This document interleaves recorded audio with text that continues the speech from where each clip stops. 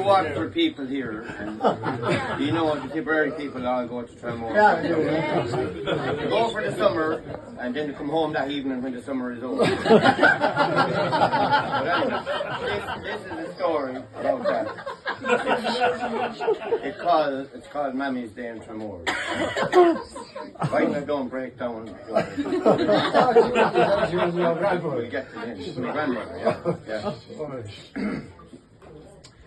My uncle John Bryan, he lived with his mother, a widow woman, aged 94.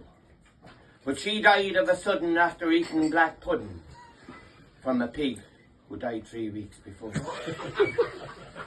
John, he was sad.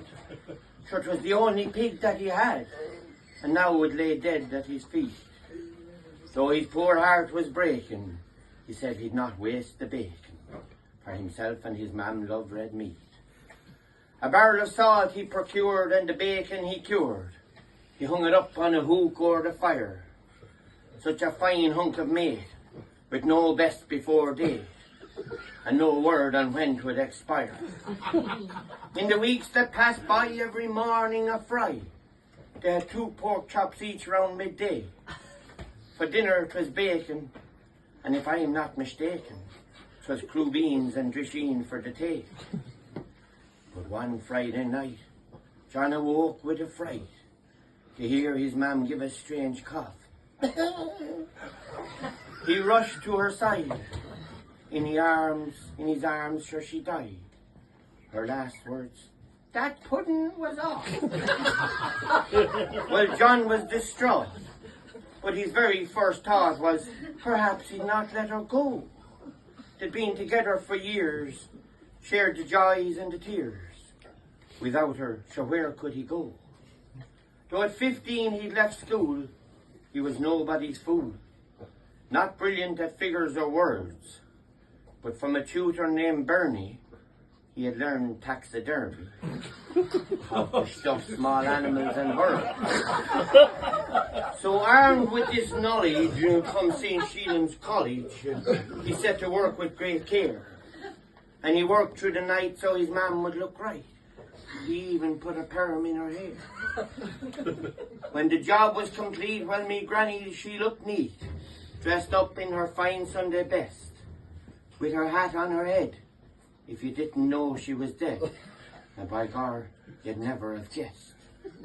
Now, a week prior to her death, she expressed her regret that to the seaside she'd never gone, and she felt an old dip that might cure her bad hip. "We'll go for your birthday," says John. So to keep her alive till she'd reached 95, now that was John's only intention. But first things came first, and John feared for the worst when he went down to town for her pension. The postmistress said, "John, how's your mum getting on? I hope that she's feeling okay." Says John, "She's all right. She'd a very quiet night, and she's not been complaining today." Was the July 1st Friday, John prayed for a dry day. He took his mam out to the line. He set her up in a pose as though pegging out clothes. And he thought to himself, "She looks fine." John, Father Brown, he came round. John made not a sound as he hid in behind the plum tree. "How are you, Mrs. Bryan?" John croaked out, "I'm fine, but I won't bring you in for the tea." Well, her birthday rolled by. It was the 5th of July. John backed the car up to the door. He loaded his mam and some brown bread and jam, and they both set off for Tramore.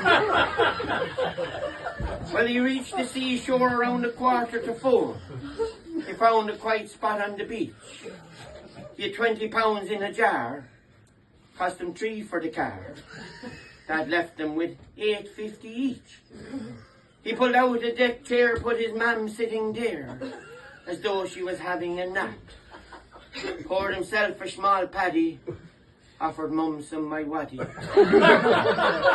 put the Ireland's own on her lap. But John was soon fast asleep, and the waves rolled in from the deep. and the tide crept closer to shore. It swirled round his mam's body, spilled her glass of my wine. But John just continued to snore. Well, he awoke with a shock, oh, it was near 9 o'clock. The tide had came in and moved on. The sun, it was now low.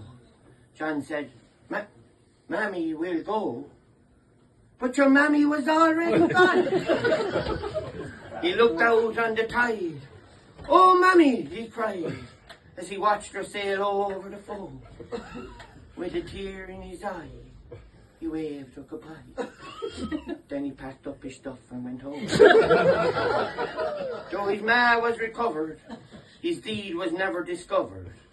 They said, a woman drowned, aged 94. But John, he knew better, and he'd never forget her, nor the birthday they spent in Tramore.